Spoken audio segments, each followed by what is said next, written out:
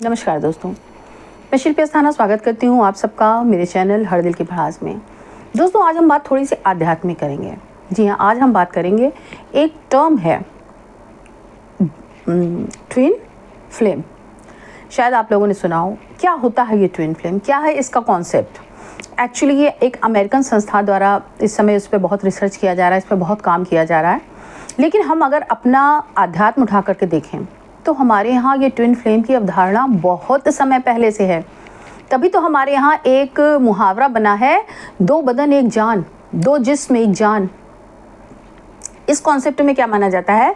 इसमें ये माना जाता है कि एक सोल के, यानी एक सोल को दो भागों में विभाजित करके दो शरीरों में डाल देना।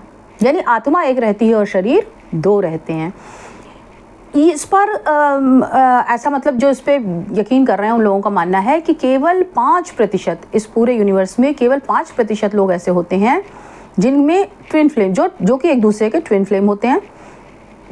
और इसी पर देखिए, एक फिल्म का था भी कि जब वो सामने आएगा तो आपकी खुद ही घंटियां बजने लगेंगी, जब ये होने लगे वो होने लगे, तमाम तरह के डायलॉग्स फिल्म में लिखे थे कि जब आपका सोलमेट आपके सामने आएगा। लेकिन एक्चुअली वो सोलमेट नहीं होता है, वो आपका ट्विन फ्लेम होता है।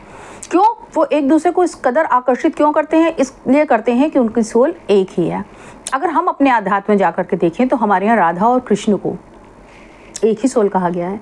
बहुत जगह ये अवधारणा मिलती है कि राधा और कृष्ण दो अलग अलग थे ही नहीं, उन दोनों की आत्मा एक थी और शायद वो ट्विन फ्लेम ही थे।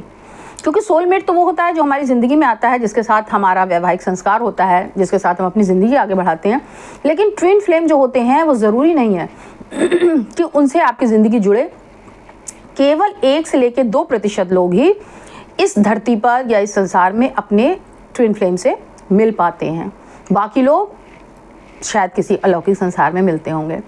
तो जो ये अवधारणा जिन लोगों की है, उन लोगों का कहना है कि 95% लोगों में ये होता है कि उनकी सोल पूरी की पूरी एक ही शरीर में आती है।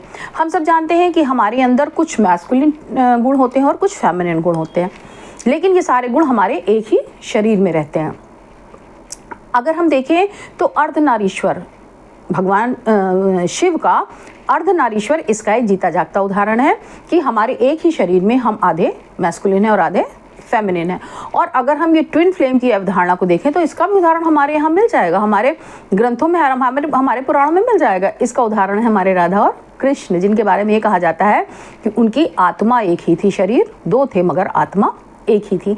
तो एक बार फिर से ये सिद्ध हो गया कि वो रिसर्च जो मानव विज्ञान या आधुनिक मनोविज्ञान आकर के इस युग में कर रहा है, वो हमारे मनीषियों ने, हमारे पुरखों ने, हमारे बुजुर्गों ने बहुत समय पहले उस रहस्य पर से पर्दा हटा दिया था। और तभी हमारे समाज में इस तरह की चीज़ें हैं कि एक शरीर दो जान, एक आत्मा दो शरीर, या फिर राधा कृष्ण वाला कॉन्सेप्ट। उम्मीद है आपको ये जानकारी अच्छी लगी होगी।